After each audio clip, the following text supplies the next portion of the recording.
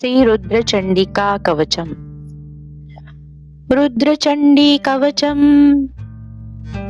ओम नमश्चंडिकाये श्री रुद्रचंडिका कवचस्य भैरव ऋषीनुष्ठुपछन्दः चंडिका देवता चतुर्वर्ग फल प्राप्त्यर्थ जपे विनियोगः.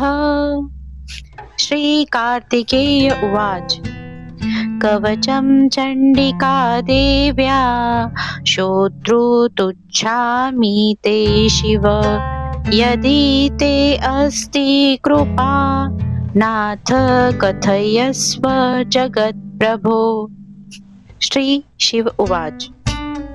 शृणु वत्स्य प्रवक्ष्यामि चंडिका कवचं शुभं भुक्तिमुक्तिप्रदातारं मायुष्यं सर्वकामदं दुर्लभ सर्वदेवतानां सर्वपापनिवारणं मन्त्रसिद्धिकरं पुंसां ज्ञानसिद्धिकरं परम्.